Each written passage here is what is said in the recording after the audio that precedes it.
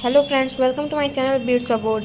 In today's video, we will learn about the fourth chapter of Geography of class 10th, which is agriculture. Okay, so this is the most important lesson of geography.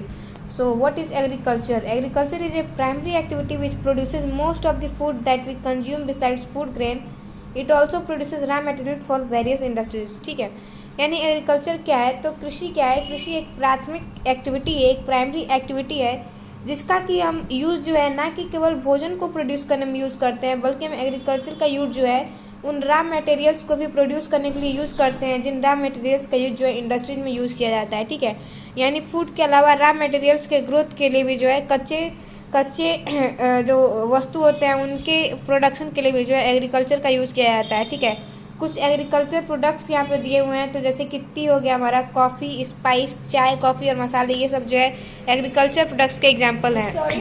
अब ये topic है हमारा types of farming, यानी कृषि जो है वो कितने प्रकार की होती है, कितने उसके टाइप्स होते हैं, उसके बारे में हम पढ़ेंगे। ठीक है, तो cultivation method has change significantly depending upon the characteristic of physical environment, technology, know how and socio culture practices.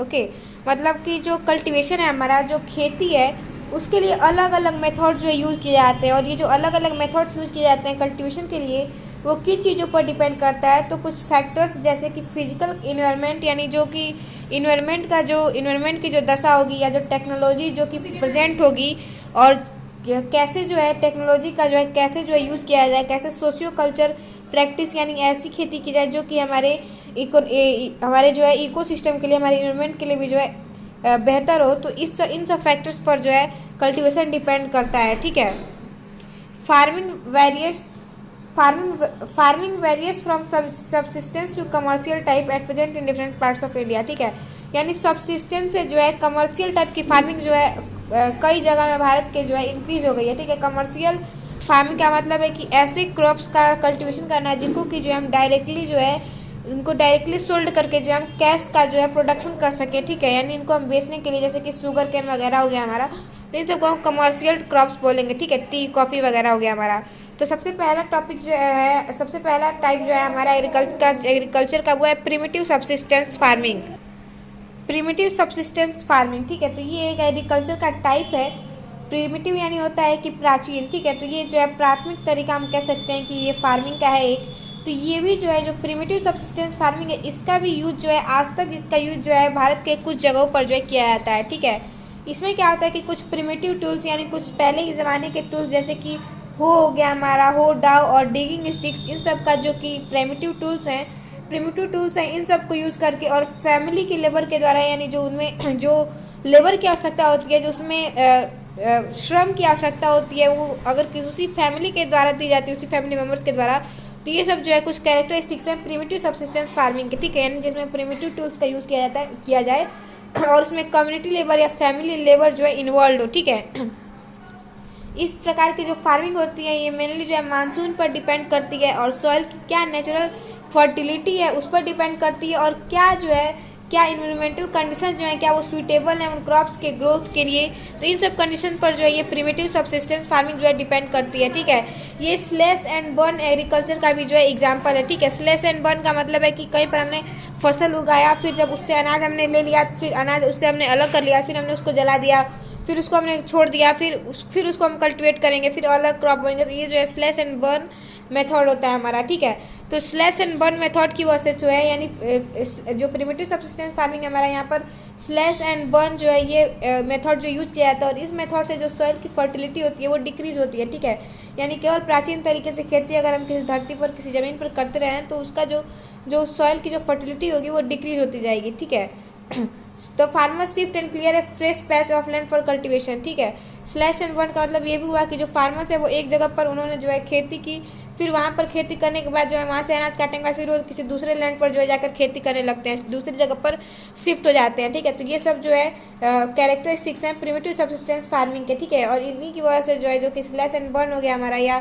एक जगह से जो शिफ्टिंग कल्टिवेशन हो गया हमारा, इनकी वजह से जो सॉइल की फर्टिलिटी है वो डिक्रीज हो जाती है प्रिमिटिव सब्सिस्टेंस फार्मिंग में। ठीक है, दूसरा जो हमारा टाइप है वो इंटेंसिव सब्सिस्टेंस फार्मिंग। ठीक है, तो ये क्या होता है? तो ये जो है ज़्यादा मात्रा में जो है टेक्नोलॉजिकली तरीके से जो है क्रॉप्स के ग्रोथ के लिए जो मेथड यूज किया जाता है उसे हम इंटेंसिव सब्सिस्टेंस फार्मिंग बोलते हैं। ठीक है, ये इस प्रकार की फार्मिंग जो है ये मेनली किस रीजन्स में होती है, तो ये मेनली जो है हाई पॉपुलेशन वाले एरियाज़ में होती है, जहाँ पर कि लैंड पर जो पॉपुलेशन प्रेशर वो बहुत ही हाई हो। ठीक है, ये बहुत ही जो है लेबर इंटेंसिव फार्मिंग होता है, यानी बहुत ही जो है मानव श्रम की इसमें आवश्यकता होती है, और इसमें बायोलॉजिकल इनपुट्स और इरिगेशन का भी जो है यूज किया जाता है हाई प्रोडक्शन के लिए। ठीक है, यानी केवल जो है केवल मानसून पर या केवल सीजन पर डिपेंड नहीं रहा जाता, उन्हें जो है इरिगेशन के द्वारा जो है हैंडपम्प्स वगैरह के द्वारा जो है पंप सेट वगैरह के द्वारा इरिगेशन करवाया जाता है। ठीक है, और बायोलॉजिकल इनपुट्स भी यानी इंसेक्टिसाइड्स, पेस्टिसाइड्स, इन सब का भी जो है यूज़ किया जाता है क्यों, हायर क्रॉप प्रोडक्शन के लिए। ठीक है,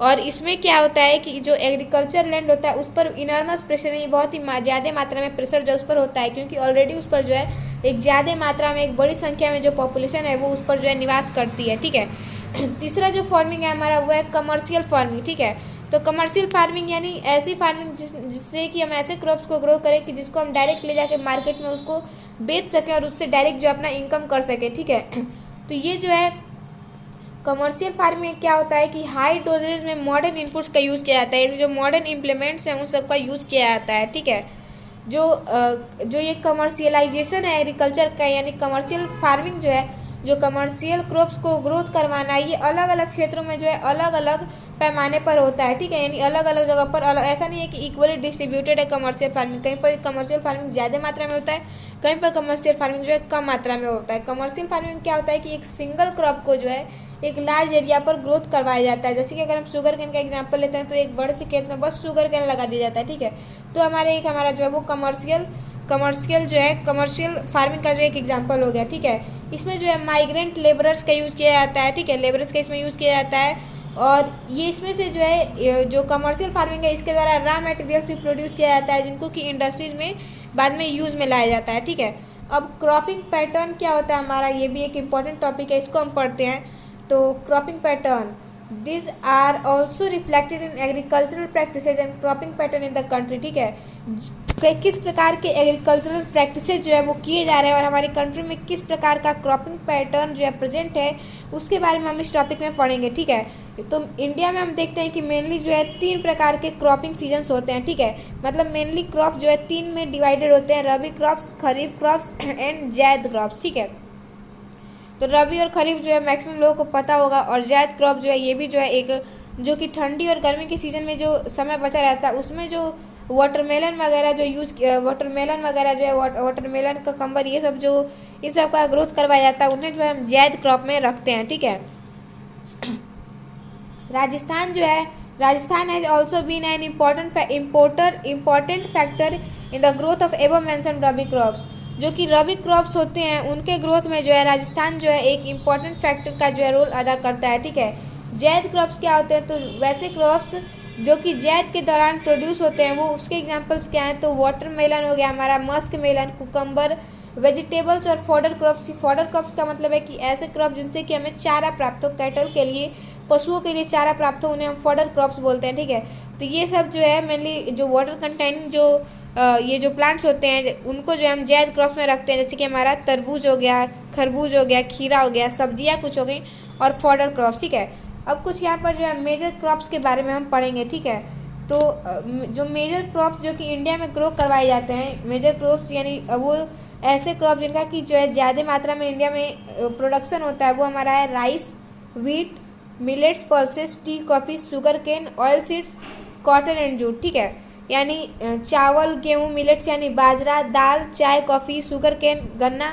या ऑयल सीड्स यानी ऐसे सीड्स जिनसे कि ऑयल का प्रोडक्शन हो, जैसे कि मस्टर्ड हो गया, ग्राउंड नट हो गया, ये सब, और कॉटन और जूट, ये सब जो है मेनली जो है मेजर क्रॉप्स हैं जो कि इंडिया में इनका ग्रोथ करवाया जाता है, और इनके ग्रोथ के लिए सूटेबल कंडीशन जो है वो इंडिया में प्रेजेंट है। ठीक है, कुछ नॉन फूड क्रॉप्स भी होते हैं, मतलब ऐसे क्रॉप जिनको कि जो हम भोजन के लिए यूज़ नहीं करते, फिर भी जो है उन्हें रॉ मटेरियल के रूप में इंडस्ट्रीज में यूज़ किया जाता है, और उनका जो है हमारे लाइफ साइकिल में एक बहुत ही इंपॉर्टेंट यूज़ होता है, जैसे कि रबर हो गया हमारा। ठीक है, तो रबर को हम खाते तो है नहीं। ठीक है, ये एक इक्वेटोरियल क्रॉप है, यानी ये ध्रुवीय रीजन्स में जो है ध्रुवीय रीजन में इसका ग्रोथ करवाया जाता है, लेकिन इक्वेटोरियल क्रॉप है और इसे भी जो है एक स्पेशल कंडीशंस में इसका ग्रोथ करवाया जाता है। ठीक है, इसको जो है नमी युक्त क्लाइमेट चाहिए होता है, जिसमें कि रेनफॉल जो वो 200 सेंटीमीटर से अधिक रेनफॉल की आवश्यकता होती है और टेम्परेचर जो है वो 25 डिग्री सेल्सियस से अधिक का होना चाहिए। तो इस टेम्परेचर पे जो है रबर जो है वो अच्छे से ग्रोथ कर पाता है। फाइबर क्रॉप्स भी कुछ होते हैं जिनसे कि हमें फाइबर का जो है प्रोडक्शन होता है, जिन्हें भी जो है इंडस्ट्रीज में यूज़ किया जा सकता है। ठीक है, तो फाइबर क्रॉप्स में कौन कौन से हमारे मेल नहीं आएंगे, तो कॉटन हो गया हमारा, कॉटन, जूट, हेम्प और नेचुरल सिल्क। ये जो है मेनली जो 4 मेजर फाइबर क्रॉप्स है जो कि इंडिया में इनका ग्रोथ करवाया जाता है। ठीक है, कॉटन का, जूट का, हेम्प का और नेचुरल सिल्क का। ठीक है, सेरीकल्चर क्या होता है, तो ये भी एक इम्पॉर्टेंट टर्म है हमारा यहाँ पर। तो rearing of silk worms for the production of silk fibre is known as sericulture. यानी जो सिल्क वर्म्स होते हैं, यानी जो रेशम कीट होते हैं, उनका जो है उनका रियरिंग यानी उनका पालन पोषण करना किसके लिए, सिल्क के प्रोडक्शन के लिए, उसे जो है हम सेरीकल्चर बोलते हैं। यानी सिल्क के प्रोडक्शन के लिए सिल्क वर्म्स का पालन करना, इसको जो है हम सेरीकल्चर बोलते हैं। ठीक है, कॉटन के बारे में बताया कि कॉटन क्या मतलब, कॉटन के बारे में यहाँ पे बताया हुआ है कि इंडिया में जो है कॉटन के बारे में ये प्रचलित है कि कॉटन जो है वो इंडिया में ही उसका जन्म हुआ। ठीक है, यानी इंडिया में ही ऐसा माना जाता है कि सबसे पहले कॉटन का जो ओरिजिन है, यानी कॉटन का जो ओरिजिनल होम है, जो वास्तविक उसका निवास स्थान है, वो भारत है, क्योंकि भारत में ही सबसे पहले जो है कॉटन का प्लांट जो है डिस्कवर हुआ था, ऐसा माना जाता है। ठीक है, 2008 ईस्वी में इंडिया को जो है सबसे सेकेंड लार्जेस्ट प्रोड्यूसर जो है कॉटन का माना जाता था 2008 में। ठीक है, सबसे मेजर प्रोड्यूसर था कॉटन का, वो पहला था हमारा चाइना और दूसरे नंबर पर भारत था हमारा 2008 ईस्वी में। ठीक है, 2008 ईस्वी के आंकड़ों के अनुसार इंडिया जो है वो दूसरे नंबर पर था कॉटन के प्रोडक्शन में। जूट, ये की जो कि हमारे एक फाइबर क्रॉप है, इसे हम गोल्डन फाइबर भी बोलते हैं। ठीक है, जूट को हम एक गोल्डन फाइबर बोलते हैं। ये एमसीक्यू में आ सकता है कि किस क्रॉप को हम गोल्डन फाइबर बोलते हैं, तो जूट को हम गोल्डन फाइबर बोलते हैं। ठीक है, ये जो क्या है, जूट क्या है, अब ये सिंथेटिक फाइबर्स के रूप में पहले जितना यूज़ होता था, अब इसे उतना यूज़ नहीं किया जा रहा है। ठीक है, तो वही बोल रहा है कि it is losing market to synthetic fibres. ठीक है, सिंथेटिक फाइबर्स की तुलना में ये मार्केट में टिक नहीं पा रहा है। और पैकिंग मटेरियल्स में भी जो है मेनली जो नाइलॉन है, उसके मतलब जूट की जगह पे जो है नाइलॉन वगैरह इन सबको यूज़ किया जा रहा है। तो जूट जो है अब उतना ज़्यादा मात्रा में जो है मार्केट में यूज़ नहीं किया जा रहा है। ठीक है, इसके 2 कारण, क्योंकि ये तो एक कॉस्टली होता है, महंगा होता है। ठीक है, और इससे अच्छी क्वालिटी के, इससे सस्ते दाम में जो है अलग जो है जो फाइबर क्रॉप्स है वो मिल सकते हैं। ठीक है, तो जो सिंथेटिक फाइबर्स है वो मिल सकते हैं। ठीक है, तो इसलिए इसका जो है मार्केट में जो है अब लेवल जो इसका कम हो रहा है। अब जो हम कुछ टेक्नोलॉजिकल और इंस्टीट्यूशनल रिफॉर्म्स के बारे में पढ़ेंगे। ठीक है, the pace of agricultural development, यानी कृषि के विकास का क्या जो है क्या पेस रहा, इसका एग्जैक्ट हिंट तो मुझे नहीं पता, यानी कैसे जो है कृषि का विकास हुआ उसके बारे में जो है वो किस पर डिपेंड करता है, तो टेक्नोलॉजिकल और इंस्टीट्यूशनल रिफॉर्म्स पर भी जो है डिपेंड करता है। ठीक है, एग्रीकल्चर क्या हमारा, तो एग्रीकल्चर जो है, एग्रीकल्चर के द्वारा जो है लगभग 60% से अधिक जनता को जो है लिवलीहुड, यानी जो है उनके जीवन के लिए, जो उनके जीवन का आधार है, 60% से अधिक लोगों के जीवन का आधार जो है वो कृषि है। ठीक है, यानी वो कृषि करके जो है अपना पालन पोषण करते हैं। ठीक है, the government of India embarked upon introducing agricultural in the 1960 and 1970। ठीक है, 1960 और 1970 ईस्वी में भारत के गवर्नमेंट द्वारा भी जो है एग्रीकल्चर के जो है नए नए मेथड जो है इंट्रोड्यूस करवाए जाते हैं फार्मर्स को। ठीक है, ताकि वो जो है और बेहतर तरीके से जो है क्रॉप्स को करवा सके, क्रॉप्स का ग्रोथ करवा सके। ठीक है, the government also announces minimum support price, remunerative and procurement prices for important crops. Government के द्वारा जो है मिनिमम सपोर्ट प्राइस एमएसपी का भी जो है इसका भी जो है अनाउंसमेंट किया गया है। ठीक है, ताकि इम्पोर्टेंट क्रॉप्स के ग्रोथ के लिए जो है एमएसपी को जो है उसको जो है यूटिलाइज कर सके फार्मर्स। ठीक है, अब 5th पॉइंट हमारे यहाँ पे दिया हुआ है consolidation of holdings, cooperation and evolution of zamindari etcetera were given priority to bring institutional reforms in the country after independence. यानी आज़ादी के बाद कंट्री में इंस्टीट्यूशनल रिफॉर्म्स लाने के क्या किया गया, होल्डिंग्स का कंसोलिडेशन किया गया, यानी किनके हाथ में जो है ये खेत मतलब वो ज़मीन जो है रहेगी, इसका कंसोलिडेशन किया गया, कोऑपरेशन किया गया और ज़मींदारी सिस्टम को एबॉलिश किया गया। ठीक है, तो इन सब चीज़ों को जो है प्राथमिकता दी गई, यानी इन सब को जो है बढ़ावा दिया गया, ज़मींदारी सिस्टम को बंद किया गया। तो इन सब का जो है भारत की आज़ादी के बाद जो है इन सब का बहुत जो है ज़्यादा मात्रा में इनका चलन हुआ, जिन्हें जो है मेनली इंस्टीट्यूशनल रिफॉर्म्स बोलते हैं। ठीक है, जो ग्रीन रिवॉल्यूशन था हमारा, the green revolution based on the use of package technology and the white revolution operation flood were some of the strategies initiated to improve a lot of Indian agriculture. यानी हमने जानते हैं कि अलग अलग crops के लिए अलग अलग जो है रिवॉल्यूशन चलाए गए थे, अलग अलग चीज़ों के लिए अलग अलग रिवॉल्यूशन। जैसे कि जो ग्रीन रिवॉल्यूशन था हमारा वो पैकेज टेक्नोलॉजी पर बेस्ड था, ठीक है। और जो वाइट रिवॉल्यूशन हमारा, वाइट रिवॉल्यूशन जो कि जिसे हम फ्लूइड रिवॉल्यूशन भी बोलते हैं या ऑपरेशन फ्लूइड भी बोलते हैं, तो ये जो है मिल्क के लिए मेनली जो है वाइट रिवॉल्यूशन किया गया। तो इसके द्वारा कुछ ऐसे स्ट्रेटेजीज बताई गई, ठीक है, जिससे कि हम इंडियन एग्रीकल्चर को जो है इम्प्रूव कर सकते हैं, ठीक है। Land reform was the main focus of the first 5 year plan. जो पंचवर्षीय योजनाएं हमारे भारत में लागू होती हैं, जो 5 ईयर प्लान जिसके बारे में हम जानते हैं, आप सभी जानते होंगे। तो जब सबसे पहला जो पंचवर्षीय योजना था भारत का, सबसे पहला जो 5 ईयर प्लान था, उसमें लैंड रिफॉर्म को जो है सबसे ज़्यादा जो है लैंड रिफॉर्म जो है उसका मेन फोकस था, उस पर बहुत ज़्यादा मात्रा में जो है फोकस किया गया था भारत में पहले जो है पंचवर्ष की योजना में, फर्स्ट 5 ईयर प्लान में, ठीक है। Development in few selected areas in the 1980s and 1990s, a comprehensive land development program was initiated which includes both institutional and technological reforms, ठीक है। यानी एग्रीकल्चर के डेवलपमेंट के लिए भी जो है कुछ सेलेक्टेड एरियाज में जहाँ पर एग्रीकल्चर जो है बहुत ही प्रिमिटिव तरीके से किया जाता है, तो उसके डेवलपमेंट के लिए जो है 1980 और 90 ईस्वी में जो है कॉम्प्रहेंसिव लैंड डेवलपमेंट प्रोग्राम जो है चलाया गया, ठीक है, जिसमें कि इंस्टीट्यूशनल और टेक्नोलॉजिकल दोनों रिफॉर्म्स जो है सम्मिलित थे, ठीक है। Provision for crop insurance against draft, fluid, cyclone, fire and disease, ठीक है। तो ये जो है ये बेनिफिट जो है, ये जो मतलब जो कि फैसिलिटीज़ प्रोवाइड करवाई जाती हैं गवर्नमेंट के द्वारा, उसके बारे में बता रहा है कि जब कोई प्राकृतिक आपदा पड़ती है, जैसे कि जैसे कि सूखा आता है या बाढ़ आता है या चक्रवात आता है या फायर अगर हो जाता है किसी भी फील्ड में या कोई डिजीज लग जाता है उसमें क्रॉप्स में, तो क्या होता है कि क्रॉप इंश्योरेंस जो है, क्रॉप इंश्योरेंस को प्रोविजन दिया जाता है, ठीक है। यानी क्रॉप का इंश्योरेंस भी जो है अब होता है, ठीक है। इस्टेब्लिशमेंट ऑफ ग्रामीण बैंक्स कोऑपरेटिव सोसाइटी, यानी वही बता रहा है कि कौन कौन से फैसिलिटीज प्रोवाइड किए जाते हैं। तो गवर्नमेंट के लिए फार्मर्स के लिए क्या होता है कि फार्मर्स के लिए गवर्नमेंट के द्वारा ग्रामीण बैंक्स का, कोऑपरेटिव सोसाइटीज़ का और बैंक्स का भी जो है इस्टेब्लिशमेंट किया गया है, ताकि बैंक्स जो है वो फार्मर्स को सही समय पर जो है लोन प्रोवाइड करवा सके कम ब्याज पर, ताकि वो उसको लेकर जो है अच्छे से जो है खेती कर सकें, ठीक है। किसान क्रेडिट कार्ड भी जो है गवर्नमेंट के द्वारा बनवाया गया और पर्सनल एक्सीडेंट इंश्योरेंस स्कीम भी जो है ये भी जो है हमारे गवर्नमेंट के द्वारा इंट्रोड्यूस हुआ, ठीक है। तो ये सब फैसिलिटीज़ जो है हमारे प्रिमिटिव फार्मर्स को प्रोवाइड करवाने के लिए हमारे गवर्नमेंट के द्वारा जो है ये फैसिलिटीज प्रोवाइड की जाती है, ठीक है। इस पर जो मुख्य जो वेदर बुलेटिन्स होती हैं, यानी जो मौसम से संबंधित जो समाचार की मुख्य खबरें होती हैं, और एग्रीकल्चर प्रोग्राम जो कि हमारे कंट्री में जो है चलन में होते हैं, वो सब जो है टीवी और रेडियो पर दिखाए जाते हैं, ताकि फार्मर जो है उनको जो है डायरेक्ट उनको जो है सुन सके, डायरेक्ट उनको देख सके, डायरेक्ट उनके बारे में जान सके, ठीक है। गवर्नमेंट के द्वारा मिनिमम सपोर्ट प्राइस का भी जो है अनाउंसमेंट किया गया है, मिनिमम सपोर्ट प्राइस जिसे हम MSP बोलते हैं, ठीक है। Remunerative and procurement prices for important crops to check the exploitation of farmers by speculators and middleman, ठीक है। तो रिम्यूनरेटिव और प्रोक्यूरमेंट प्राइस का भी जो है जो महत्वपूर्ण क्रॉप्स होते हैं उनके लिए इन प्राइजेस का भी जो है गवर्नमेंट के द्वारा उसके बारे में बताया जाता है, ताकि फार्मर्स के द्वारा जो क्रॉप्स, ताकि जो है कि फार्मर्स का जो है कहाँ पर उनका एक्सप्लॉयटेशन हो रहा है मिडिल मैन के द्वारा और स्पेकुलेटर्स के द्वारा, इसके बारे में पता किया जा सके, ठीक है। Contribution of agriculture to the national economy, employment and output. अब जाहिर सी बात है कि जब भारत की जब 60% जनता जो है उनका मुख्य आधार जो है उनकी लिवलीहुड का अगर एग्रीकल्चर है, तो इसका जो है हमारी इकोनॉमिक पर जो है हमारे कंट्री के डेवलपमेंट पर भी जो है इसका एक जो है काफ़ी गहरा इसका प्रभाव पड़ता होगा, ठीक है। तो वही बता रहा है कि एग्रीकल्चर का क्या योगदान होता है हमारे नेशनल इकोनॉमी में, हमारे राष्ट्र के अर्थशास्त्र, हमारे राष्ट्र की इकोनॉमी में, ठीक है, और एम्प्लॉयमेंट में, और क्या उसके आउटपुट होते हैं, इन सब में एग्रीकल्चर का क्या योगदान होता है, इसके बारे में हम पढ़ेंगे, ठीक है।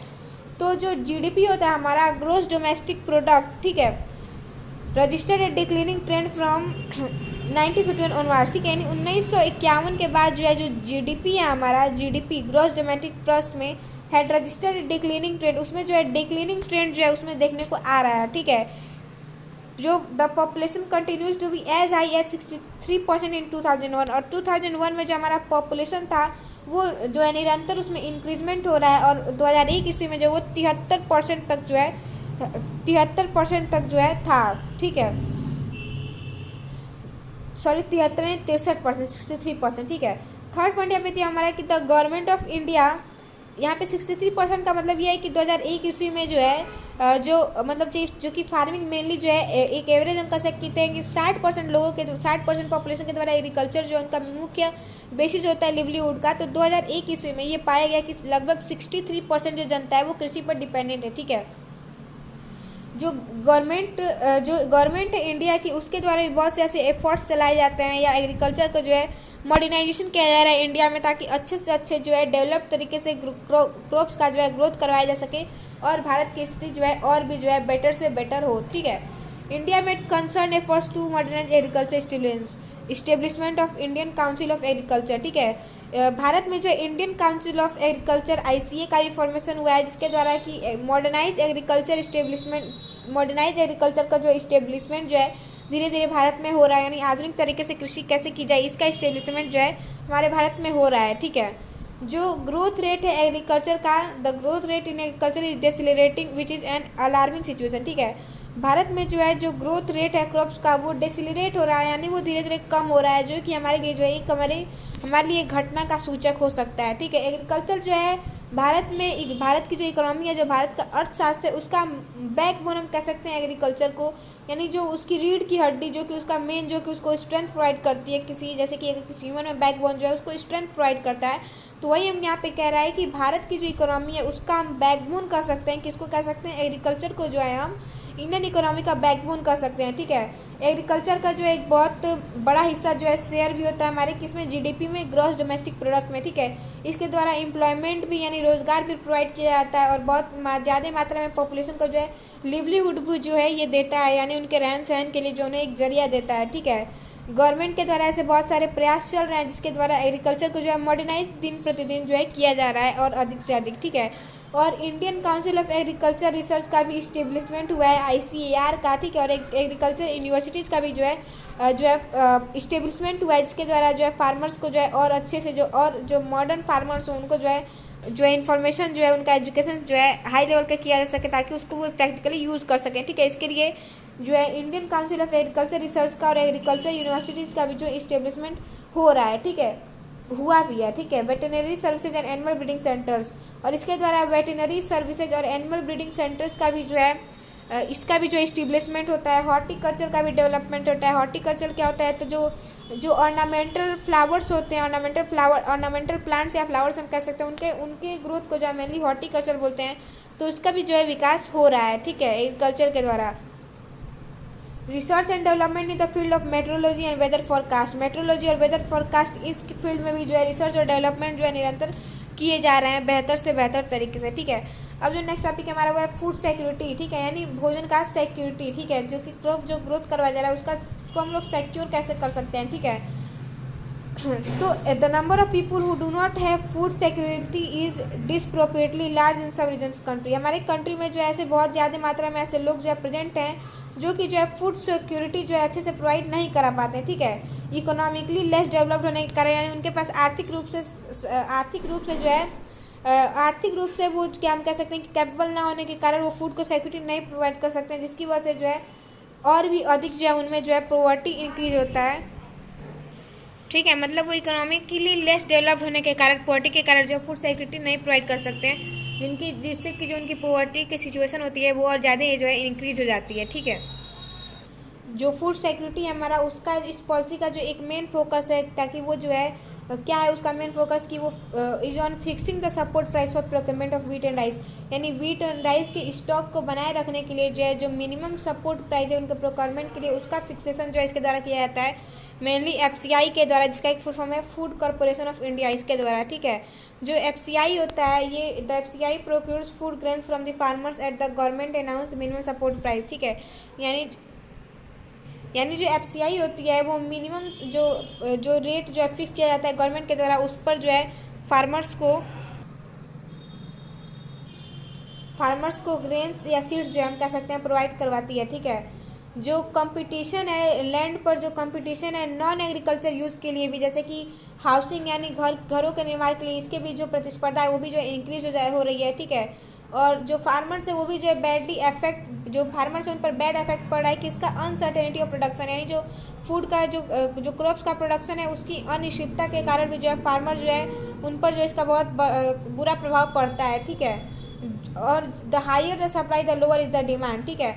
और जब वे ज़्यादा मात्रा में जो है क्रॉप का जो है सप्लाई करते हैं, जबकि उसकी डिमांड कम होती है, तभी भी जो उन्हें कम दामों पर जो है सस्ते दाम पर उसे बेचना पड़ता है, तो ये भी जो उनके लिए अच्छा जो है नहीं होता है, ठीक है। अब ग्लोबलाइजेशन का क्या इम्पैक्ट पड़ा है एग्रीकल्चर पर, जो कि शहरीकरण भारत में जो कि बहुत तेज़ी से बढ़ रहा है, इसका क्या इम्पैक्ट पड़ा है एग्रीकल्चर पर, वो जो है पढ़ते ही हमारा लास्ट टॉपिक है। ग्लोबलाइजेशन जो है हमारा, ये कोई एक नई फिनोमिना नहीं है, न्यू फिनोमिना नहीं है, ठीक है। ये कब से है, तो कोलोनाइजेशन के समय से है, ठीक है। यानी जब भारत में कोलोनाइजेशन का दौर था, भारत में नहीं और भी जहाँ पर कोलोनाइजेशन का दौर था, उसी टाइम से जो है ग्लोबलाइजेशन जो है वो प्रचलन में है, ठीक है। और आज भी जो है इसका विस्तार जो है दिन प्रतिदिन बढ़ता जा रहा है भारत में मेनली, ठीक है। जो कॉटन टेक्सटाइल इंडस्ट्रीज है मेनली जो है कहाँ पर है, कॉटन टेक्सटाइल इंडस्ट्रीज तो जो मैनचेस्टर में है और जो लिवरपूल में है, flourish due to the availability of good quality cotton from India. तो वो क्यों जो है मैनचेस्टर और लिवरपूल में जो कॉटन टेक्सटाइल इंडस्ट्रीज हैं, क्यों जो है वो अच्छे से ग्रोथ कर रही हैं, डेवलपमेंट कर रही हैं, क्योंकि उनको जो है अच्छी क्वालिटी का कॉटन जो है उनको सप्लाई हो जाता है, किसके द्वारा, भारत के द्वारा, ठीक है। जो चंपारण मूवमेंट के बारे में यहाँ पे दिया हुआ है कि जो चंपारण मूवमेंट है ये कब हुआ था, तो ये 1917 में जो है बिहार में ये चंपारण मूवमेंट हुआ था, ठीक है। Under globalisation particularly after 1990 the farmers in India have been expose to new challenges, ठीक है। ग्लोबलाइजेशन के दौरान जो है, ग्लोबलाइजेशन के अंडर में क्या है कि मेनली जो है 1990 ईस्वी में कह सकते हैं कि 1990 ईस्वी में जो भारत के जो फार्मर्स थे उनको एक्सपोज किया गया नए चैलेंज से, उनको जो है और नए नए संघर्ष जो थे उनके सामने आए, जिससे जो उन्हें डील करना था, ठीक है। तो ये मेनली जो हमारे यहाँ पर चैप्टर, यहाँ पर हमारा एग्रीकल्चर चैप्टर खत्म हो चुका है। आई होप ये चैप्टर आपको अच्छे से समझ में आ गया होगा। Thank you for watching the video. Still bye bye, take care, stay safe, keep learning and keep watching my channel beats about. Thank you.